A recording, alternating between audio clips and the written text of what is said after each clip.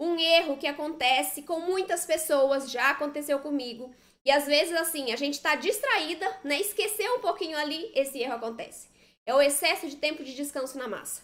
Ah, mas não é quanto mais deixar descansar, mais ele cresce? Na verdade, não. Na verdade, ele cresce mais, né? Só que aí, quando passa do tempo de descanso, a gente tem prejuízos na massa pelo excesso de fermentação.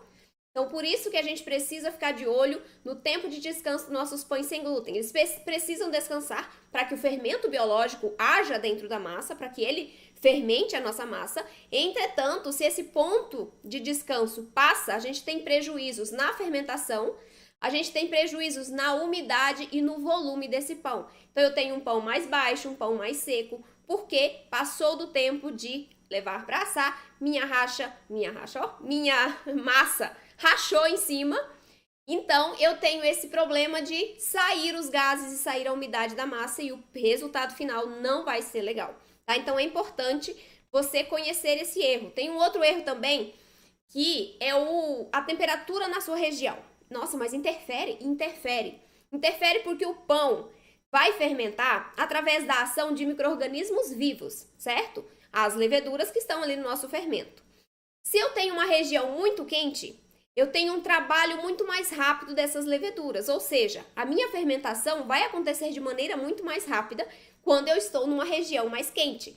Uns 30 graus, por exemplo, a fermentação acontece muito mais rapidamente do que se eu estivesse em uma região fria, no sul do país, por exemplo, na época de frio.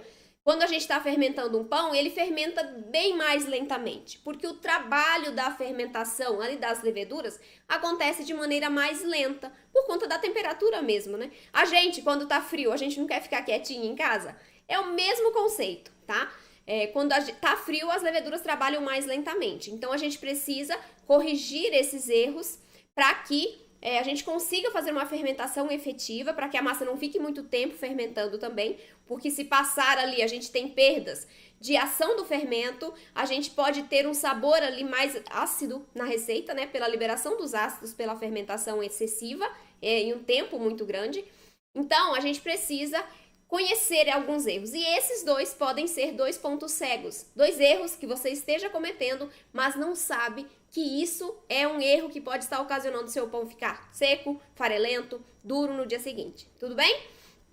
Eu e minhas alunas, e eu tenho certeza que muitas de vocês também, a gente comete muitos erros, né? Principalmente quem está começando. Eu, no início, nossa, desperdicei tanto ingrediente, principalmente ingredientes fazendo pães, porque eu errei muitos pães.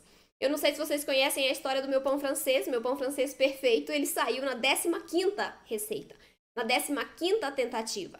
Mas por que eu consegui fazer? Primeiro, porque eu conhecia os ingredientes que eu estava utilizando, eu sabia quais as funções de cada um, como eles interagiam na receita, qual era o resultado que cada um me dava. Isso é muito importante. Segundo, eu não desisti. Errei, ficou duro. O primeiro pão francês ficou parecendo uma pedra.